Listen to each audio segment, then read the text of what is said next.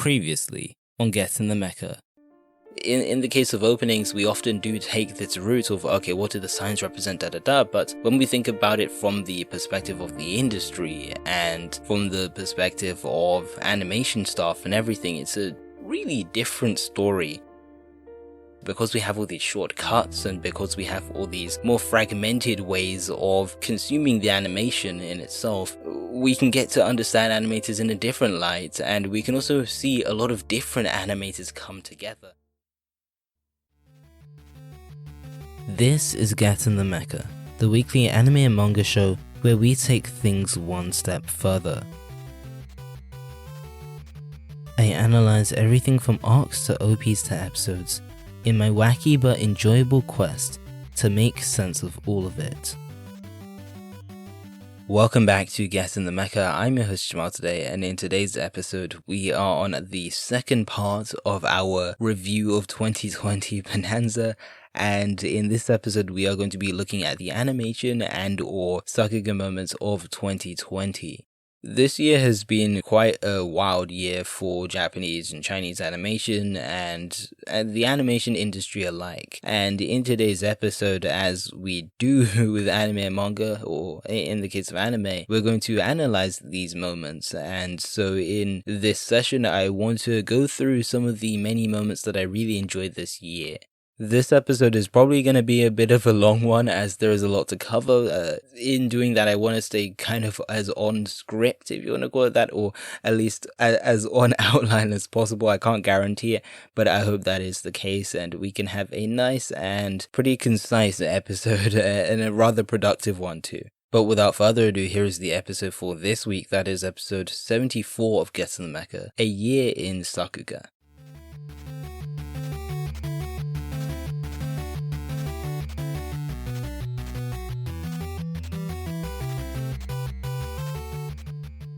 Two things before we get into the meat of this episode. The first one is spoilers and alerts. There shouldn't be any spoilers for this episode. I don't really intend to make any. Yes, I might talk about the plots of a few anime because it's the very nature of the animation which we're discussing, but besides that, I'm not really going to be spoiling anything as I am talking quite strictly about animation. And then the second thing is that how I'm going to handle this episode. What I'm going to be doing is I'm going to basically be going through multiple sort of subheadings that underpin most of the year. There are too many things to review this year, and I'm not going to be able to go through every anime, every moment that I thought was cool, every single animator. I am going through a heck of a lot of animators though, so don't worry about that. But I'm going to be going through a lot of things, and hopefully by doing it in this sort of subheading method, we can cover the majority of the year, regardless of us not going through every single month or every single week of the year. It's just in the hope that we'll cover as much as possible and not miss out on a lot of the things, whether it was really popular or really obscure. I'm also going to try and not run in circles and talk about things which I've spoken about in the other episodes. I know in a lot of these podcasts recently, I have discussed Fire Force and I have discussed Jujutsu Kaisen. Those are probably not going to turn up as much on the basis that I've discussed them a bit too much. And I just want to tone that down a bit in today's episode. So let us begin with our first category, which is TV anime. This year has been a weird one, specifically for TV anime in general, and the obvious reason is the world and the problems we have in the world right now, the one which is still running, unfortunately, in most of the world. But with that being said, I still think that the industry has done a great job overall at delivering a lot of quality work. Despite all the breaks and despite the delays, a lot of animators had to work from home, and I really respect that. I really thank them for doing that, as they have delivered us some really good stuff despite all the craziness of the world, and I think they are deserving of a lot of credit. So let's go into some of the anime that I really enjoyed this year from the perspective of animation.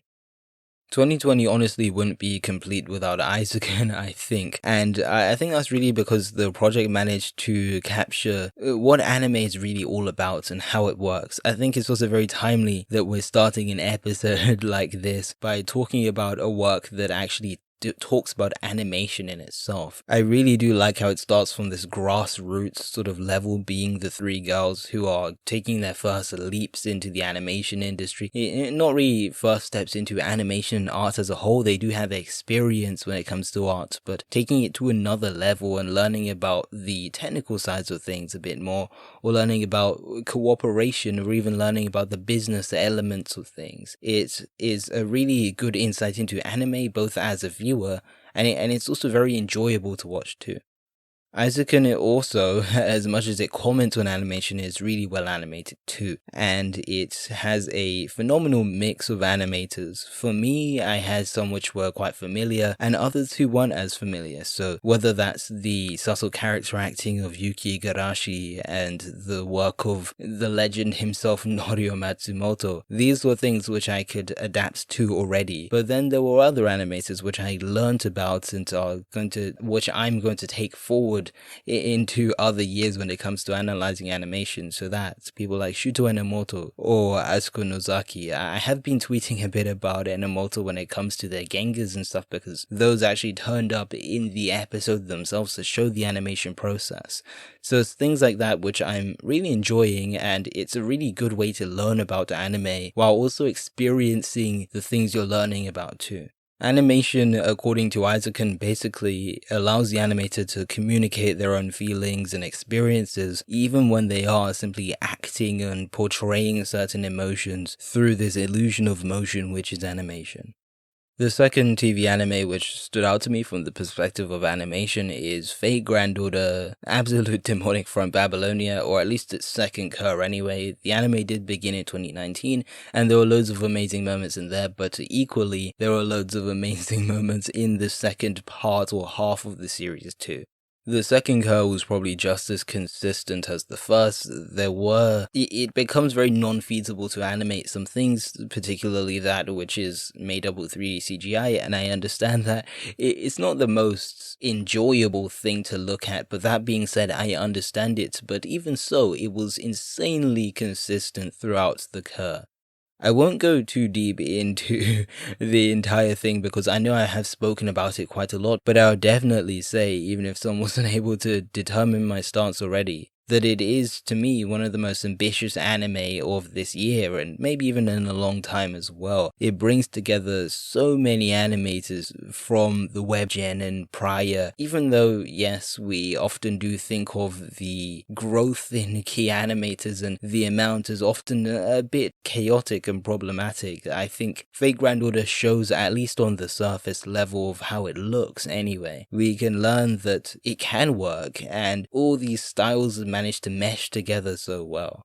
A few animators which stood out to me, one of them would be Shota Goshozona, who you may know from Black Clover, animated probably one of the best scenes in the show from the, in my non-Black Clover watching opinion, but really good moment from them, both in Black Clover, not this year, but they did an insanely good job with some of the swordplay within this cour. And the same applies to animators like Yen BM and Hero as well. Often when I do think of Fate Granddaughter, I think a lot about episode 16, and I also think about 18 from this cour, and Yen and Hero do a really good job in that episode. It really showed to me that these styles can mesh well together. You do see the differentiation between their styles. I do believe, if I'm not wrong, Yen goes first and then Hero continues. If not, it's the reverse way around in episode 16. But even though you see the differences in smears and smoke and everything, it just shows that they can go well together, and I think potentially in the new age of anime, this is a thing that we're very used to and something that I think can be explored a bit more, even if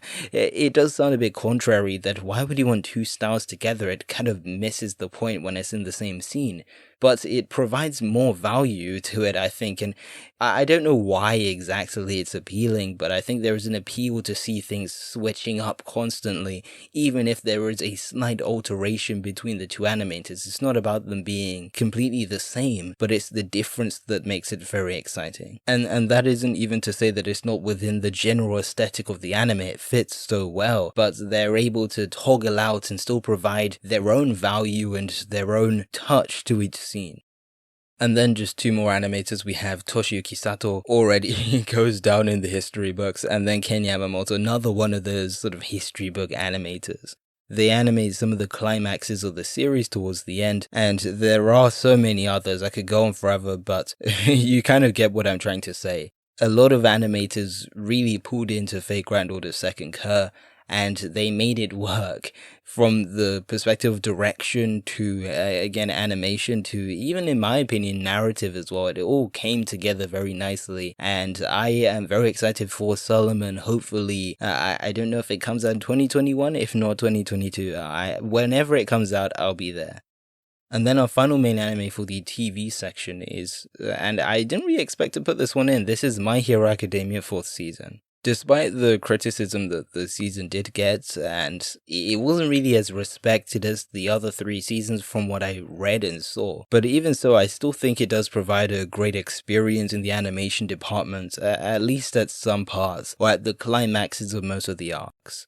Big names managed to make a comeback as always, so Yutaka and Nakamura making some very memorable moments. Deku vs. Overhaul kind of managed to break the internet to some extent, and what I think is really awesome about what Yutapon is doing is that he's really differentiating from what he usually does, in my opinion. And he's not going completely off into a new style, I think, but with a lot of the things we've been seeing from his My Hero Academia work, I do like to think that he's trying different things. Something that I thought was really cool about Deku vs. Overhaul was that the things that he usually uses, or the very fundamentals of the Yutapon cut, being cubes, impact frames, and things like that, those weren't really present at all. And what was the real focus was things like lightning, which, yes, Yutapon does pay a lot of attention to, but that ended up taking most of the spotlight really in that cut, alongside his smearing and timings as well, like when Chisaki or Overhaul's body blows up, it blows up in ones, and we see all the smears of the smoke coming out of it. Those are the things that he paid more attention to, and also, he did bring back the UFO meta as well in episode 88, with Endeavor blasting through the building too, so a lot of experimenting from Nakamura, which I really enjoyed this season. Another animator which maybe didn't get as much attention when it comes to the names, but Koki Fujimoto, who has been someone who I've also spoken about in other episodes, like the Jujutsu Kaisen episode. I do recommend that. Koki Fujimoto was a really big hit for me, or a big standout animator for me. Their style mostly consists of these thick lines for showing impact, and it becomes quite easy to recognize them as a result, and I think it's really good for not just the animator, but for us animation nerds as well that really like to analyze styles and stuff. It makes it easier when the animator says, here I am, here is what I'm doing, and Koki Fujimoto makes it really obvious when they're on the work. The Gentle Criminal versus Deku fight in the Cultural Festival arc was probably one of the best things I've seen from them, more based on the drawings alone. They did have a really cool Jujutsu Kaisen cut recently, even mirroring the style in some sense, but I really love Fujimoto's drawings. They're really visceral and really very heavy for My Hero Academia. I think they really managed to captivate viewers even in these less battle-centric arcs, or even at parts that weren't necessarily the peak of My Hero Academia or something. Stuff like Fat Gum and Kirishima, when they were doing all of that stuff, that was a really good moment from Fujimoto, and really manages to almost create these mini climaxes in themselves without actually being the climax of the arc, just through their animation alone. And the same applies to the Gentle Criminal fight in the Cultural Festival arc. Just a few honorable mentions and name drops because we don't have time to get through everything, but Sword Art Online Alicization War of the Underworld was a big hit this year as well, and that included animators like Storm Miyazaki, which we'll get to later, Yoshihiro Kanno, who is also the animation director, Vercreek as well, very good webgen animator and did some great stuff on that, and Kentaro Waki, who did a lot of the compositing, which did really well, I think, and some of the best compositing I've seen in a while in some places. Black Clover 151 was also a really big hit too, and the two people I want to really pinpoint are riooo with the amazing sequence. Felt kind of a mix of Keishiro Watanabe and Yutapon inspiration. But that as alongside Isuta Meister, who directed the episode as well, and it was damn great, and I'm very happy it happened, even though I don't even watch Black Clover. I watched that episode simply because it was just a spectacle to watch. Now we move on to our second category, and this is the music videos category. This is going to be the ones that I found the most interesting, or at least the most exciting. And that's very difficult to do because there were so many this year. And even when this is being recorded, I'm sure there's going to be one that comes out next week. There was one that was yesterday by Tsutomayo as well. But for this section, what I'm going to do is talk about 3 of my favorite music videos. There'll be one later into the episode too, but 3 of my favorites and why, basically, from the perspective of animation. The first is Just Call It Love by Mafu Mafu, or that is the artist. And this one is directed by Chana Kantoku, and Moang also did some animation direction too.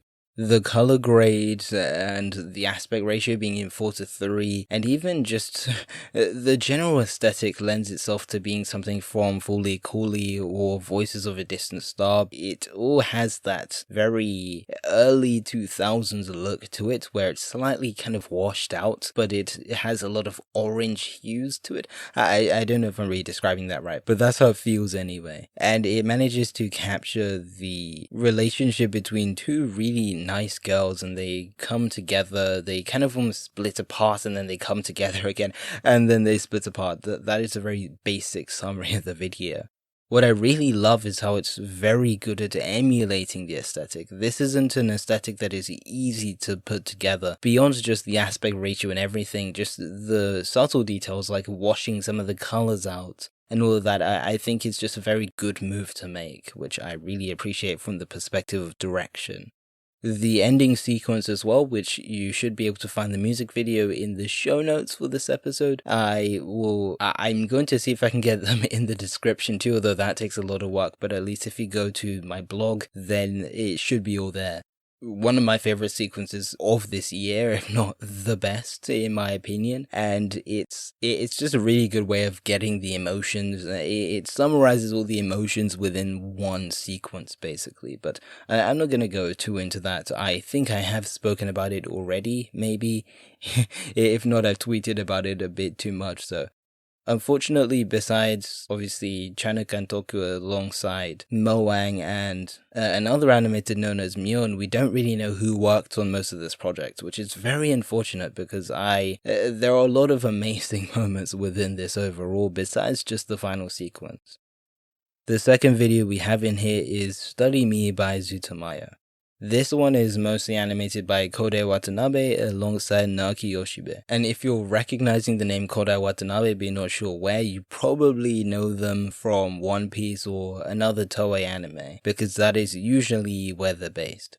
Study Me was probably the anime music video that caught my eye initially to begin the year and really got me on this thing of watching anime music videos, but I honestly wasn't as interested as I am in them now. I don't know, I maybe just didn't really see the potential in them, but today they represent a lot more than just the music video itself, and so I'm really more willing to get into them, and I really have to thank Study Me for allowing me to get into them this year.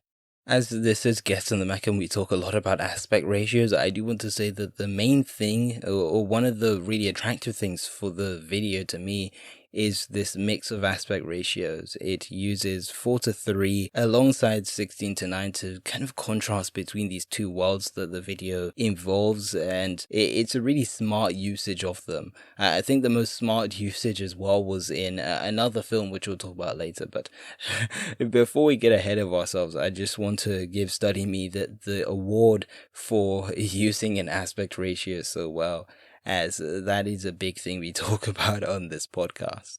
There's also really good shot variety as well. So there's a really good part where Watanabe animates this crazy point of view shot where the character, which is a characterization of Tsutomayo basically, is jumping off in POV, and then as they grab onto the ledge to the next thing they're jumping on, it rapidly switches to a side angle, and it's just small things like, I don't know if I can call the POV small, but the transition or the cut to the side view, it's small things like that that I really really enjoy from this video. There's always, every few seconds, there's just that highlight, whether it's a really smeary kick, or a change in aspect ratio, or just a bit of character acting. It's all very enjoyable overall, and it's definitely, from the beginning, it caught my eye this year, and it's one of the reasons why I really care about these music videos in 2020. You can just tell there's a lot of passion that goes into this work, whether it's how it's composited, how it's edited, how it's colored, how the designs look, and that goes beyond just Zutomayo and Watanabe and Yoshibe, but all the other people on the products, on the work, that I don't particularly know the name of, but I'm giving my thanks to.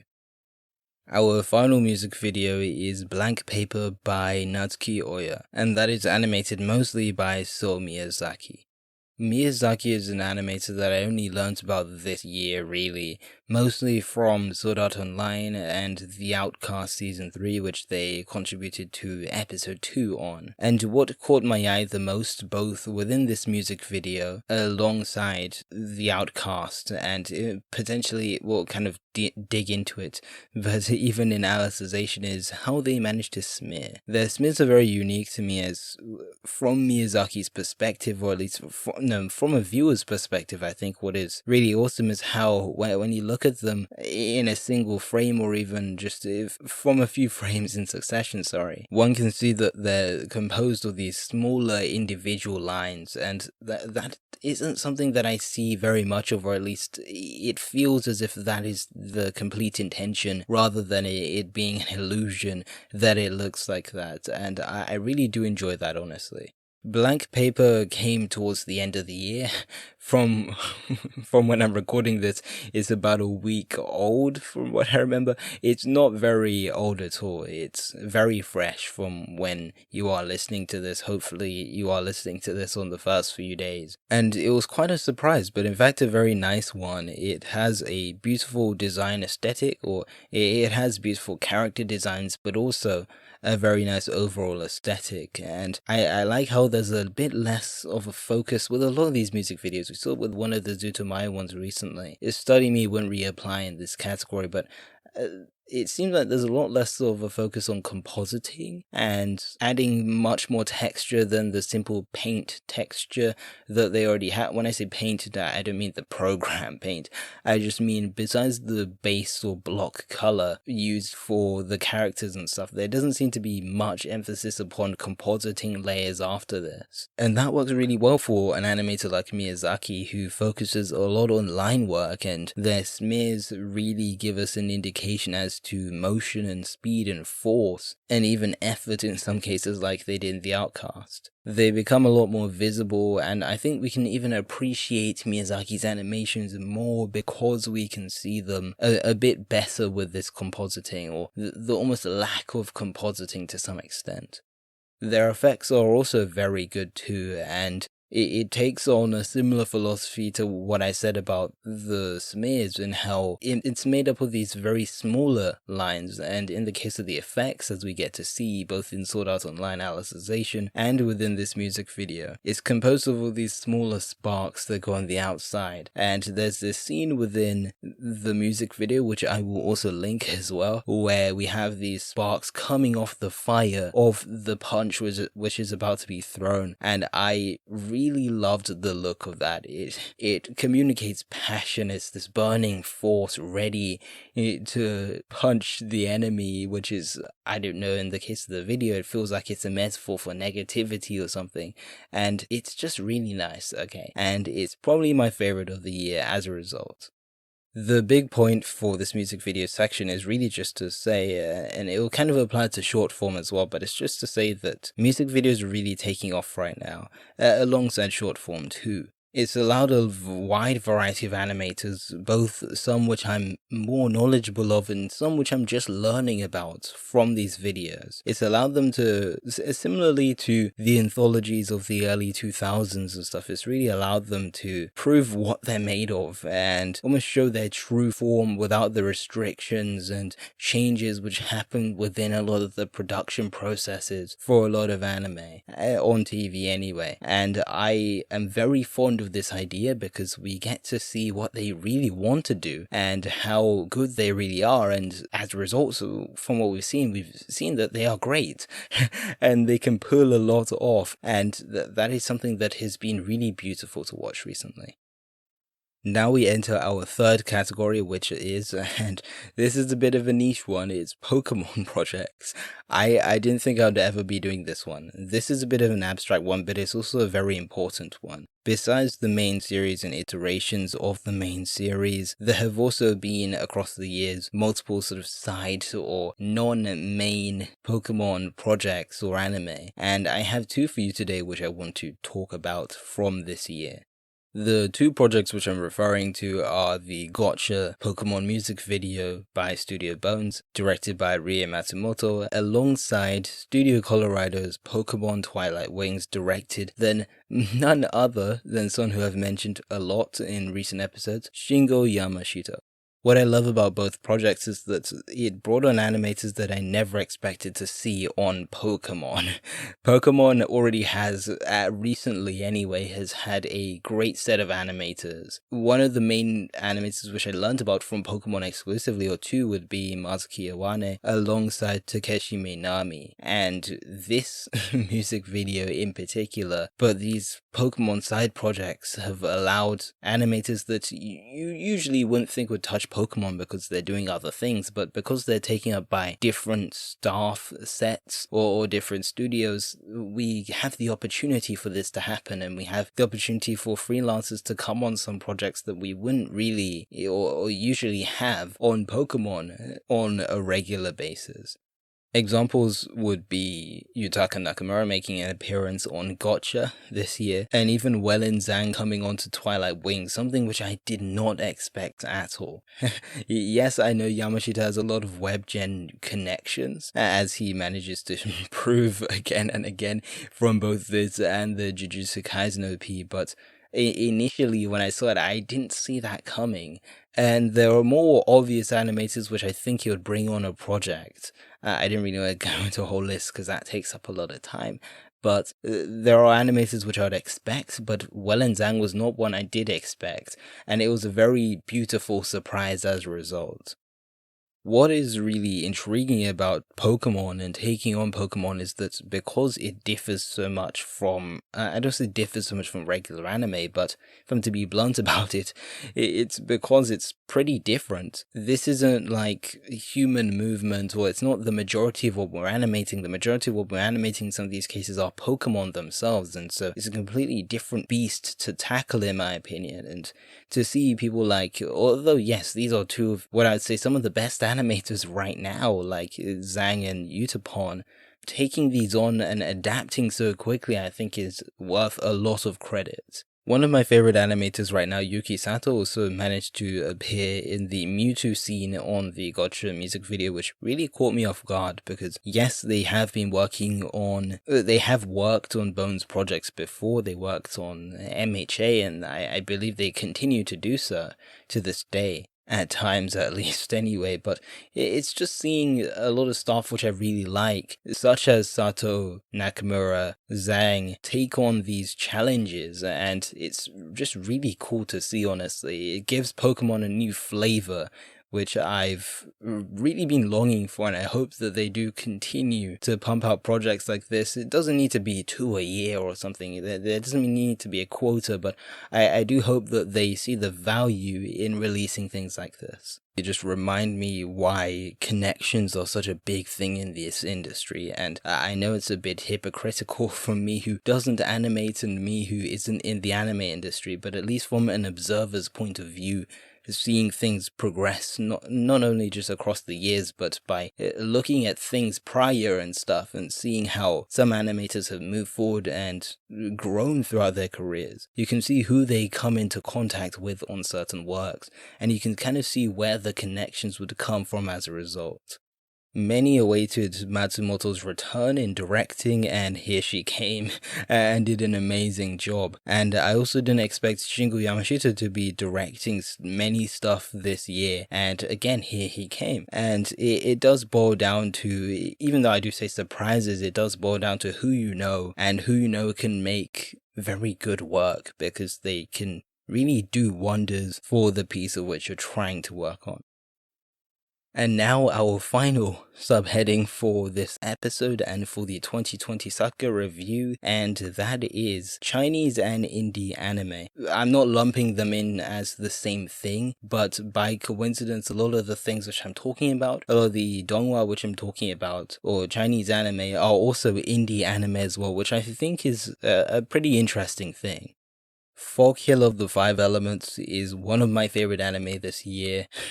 I'm not gonna okay, I am gonna rattle on about it for a while because it's what I always do, because I'm the Folk Hill of the Five Elements unofficial representative because I've been waiting so long for the show, and I always try to slide it into every discussion about animation in 2020 because I simply think that it is, if not, yeah, I think it is the best animation of this year as a cohesive project. Partially because it's what it represents, and it represents a small group of animators and a small group of talented people and how far they can go with things. Yes, it is very intensive and they don't make it seem easy because it never has been, and I don't think that came out from anyone. But a small group of talented people can make amazing work, and they managed to prove that within these 3 episodes of Folk Hill Part 1. Lin Hyun's work is honestly out of this world in my opinion, and for an anime that's been in production for years, you would expect that, okay, this should be good, and it delivers with that exactly. I'm very happy that it took this long on the basis that it was a quality product, or a quality piece of work that it looks like it took 4 years, and every day within that time, no matter what happened, because I don't know exactly the details as to why it took so long, but I'm happy it took so long because even for 3 episodes, it was a phenomenal 3 episodes nonetheless. Every choice within a fight scene feels so intentional. A great example of this, and I'll kind of narrate it for you, would be there's a fight scene on water, or there are some fight scenes on water. In the case of this, they managed to, or Hyun's storyboarding choreography uses these elements to the bone. It uses it in almost every angle and way you can think possible. Maybe not every, to be literal about it, but in almost every basic sense you can think is possible to use water for a fight scene. Hyun shows how one can submerge one in water and potentially drown the opponent. The fighters are able to run on water, so that's another thing. He shows us how it splashes as well, and how one can be booted and ejected out of the body of water. It shows what happens when they fly above the water. It shows what happens when you apply heat to the water and how that can be used. And so it's just everything feels so intentional and laid out. Every environment feels like it has a purpose. Every part of combat takes place not because it just happens there, but it's because it's utilized for fighting. Not every location is just a location for a fight to take place, but it's utilized for the fight, and that is what is done in every combat scene I can imagine, and that is what makes it feel so beautiful and cared about. It feels like Hyun and Co thought about how are we going to make this experience a beautiful one from the perspective of animation, and they pull through from almost every angle, from the mix of CG and 2D effects to the movement and shapes of these 2D effects, and everything works together so nicely. This is only, from what I'm assuming, a short part of Hyun's magic, as and they did say that there should be in the future, not a specific date, but there should be Folk Hill Part 2, and I will wait the time to watch Folk Hill Part 2, no matter how long it takes. I will watch it because it will be phenomenal, and I am very willing to see what Hyun can conjure up again. I do hope that moving forward from 2020, Hyun can do bigger and better things. Second one in this category is False Memory. This is a film directed by Shu Lee, who's also another filmmaker that I really like, and I have also discussed on the podcast.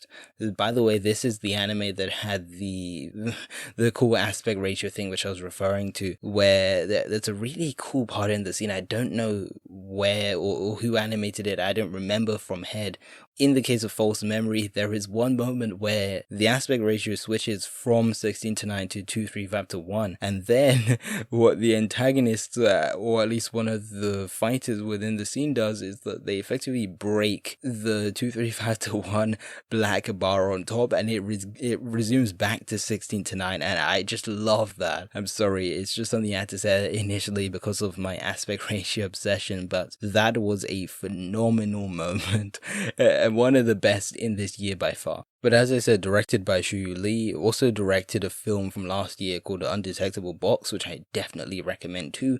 It's on their YouTube channel, and I have linked their YouTube channel in the show notes. The aesthetic reminds me of one similarly to Blank Paper, which we discussed, being line work highly visible, which is great for us animation nerds as we're able to really see all these smears and impact frames and everything with just a bit more clarity.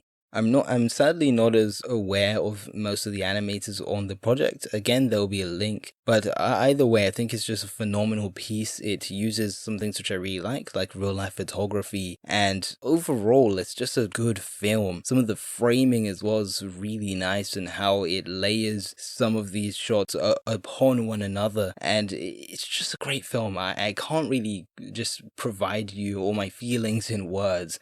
But besides me calling it great, I can only say watch it, because I'm pretty sure that it has less than 100,000 views, and I'm not very happy about that, because it's an amazing film that I think everybody should watch, and I think everybody should get into short film after 2020 or right now if you're not into anime short film, because there are so many things to get from it. Somewhere, it doesn't matter whether it's listed on our site or anything, that's not really the point. It's the experience you get from it, it's the feelings that can be evoked in such a short amount of time. And that leads us to our final anime, main anime from this session, and that is Puparia, a short film by Shingo Tamagawa. This one is also solo animated by Tamagawa as well. This is completely their film. This is a short that got me by surprise because I didn't know it was going to come out. I do believe that Tamagawa, from what I read, has been working on this for quite a while, for years, from, again, what I read. But it was only released about a month ago or 2 months ago, from what I remember. I think it's also very fitting that we end this episode by talking about an anime or short film that also teaches us about animation, in my opinion. And I think Tamagawa, even though it isn't explicit, shows us a lot about what animation can do and what its intention is to some extent. Shingo Tamagawa manages to teach to us that animation is simply an illusion, and they do this by having their drawings which make up the animation. You can tell that they're drawings on the basis that the shading is always slightly different to the previous frame. There's always a way of discussing between the drawings because they're always slightly alternating, at least within the coloring anyway. Tamagawa's characters also look very sharply into the camera as well. Something which I really like, that I'm happy. I don't know how or if this was particularly storyboarded, but I'm happy that Tamagawa, in their direction, thought of this as a good idea, because it really is. And by looking into the camera, I think that it breaks the illusion almost in an opposite way. We treasure animation quite a lot, not just as animation nerds, but as people that are into animation. And it shows that it's human. It shows that we exist. It isn't just this one-way relationship with the media where we consume and they don't know we exist. The animation world is one constructed by someone, and that person has awareness, and that awareness, in the case of Tamagawa's work, lives within it. Animation is personal, as Tamagawa manages to prove, and it doesn't only convey the feelings of the artist, but it sort of looks for a response, and that's kind of what I was trying to say when it came to it being this one-way relationship being broken. I don't really know where I'm going with this, but I just want to say that I kind of want to say I was moved by Shingo Tamagawa's work, honestly, and it's probably my first time actually coming across their pieces. And this was a really good insight into them, and it's a much more personalized way of looking into who Tamagawa is and how they animate, but also what they're trying to express to us with their unfiltered vision. Now just for some honorable mentions. Again, when I say honorable mentions, it's not like, oh, these are the 4th place or whatever. No, it's nothing like that. It's just I don't have enough time to talk about these in detail. But we have Apocalypse Day, directed by Ink, which was an awesome action short film. I highly recommend it as well. It has a lot of webgen animators that you might be aware of. So that's something I have linked to as well. Fudge Factor by Yoshitoshi Shinomiya. This is a work from again what I'm seeing on their YouTube channel, they started this project about 8 years ago and then they recently updated it and it looks really good. And it reminds me a lot of Tamagawa's work actually. It came at a really good time. Really inspirational. It was kind of about a tiger going through the jungle or the forest. And yeah, check it out. It's a very nice one that has gone very under the radar as well. So please do check out Shinomiya's work. And finally, we have the work of Kojo Tano as well, an artist which, if you follow me on Twitter, you'll see that I like a lot of their stuff. They made a film, I believe, called Quarantine, which is very fitting for a time like this, and I don't think it exactly has to do with the world circumstance at the moment, but it utilizes a really unique aspect ratio from what I understand, at least when they post it on Twitter, because it's kind of in the mobile format. And yeah, very mysterious. They always upload parts of it together and then you see the full film. You're like, whoa, this was all what I was part of. So definitely support Kojo Tano, whether that's on Twitter or just check out their work because they're making really good stuff. And with all of that, that is the massive analysis done for this week. And there won't be any segments for these different or multiple review of the year episodes just because we're kind of reviewing everything. And I think it's a bit disruptive and time consuming if I'm to go off and talk about something else and then return back to the main subject of today. So let's go into closing thoughts and I'll quickly just bring everything together. Why does Sakuga in 2020 matter and what can I take from it this year?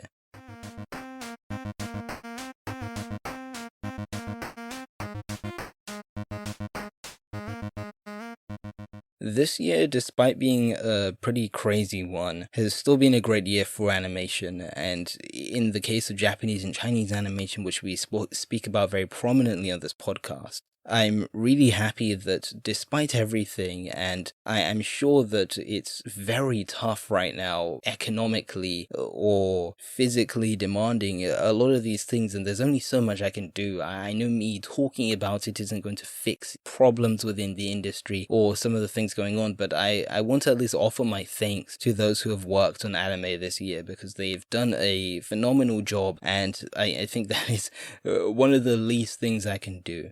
They've managed to deliver us a high standard of work. Every individual, honestly, they brought their A game despite the year it's been. And even if this wasn't a crazy time within the world where there was a thing that's taking a lot of people out right now, I would still be praising these people because every year they seem to bring out some crazy stuff. And it's not only just the people on this list, but it's everyone who's worked on anime. And I can only thank them for that.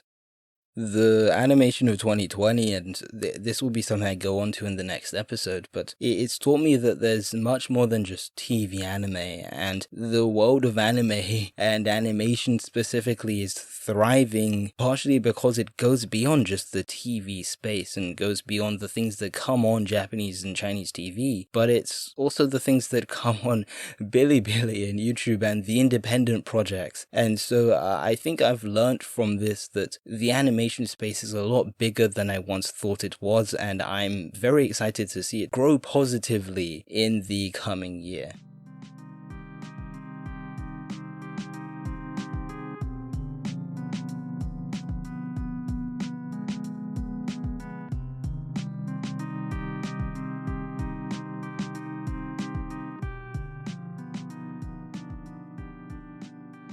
Thank you for listening to this episode of the podcast. That has been episode 74, our second to last episode of the year.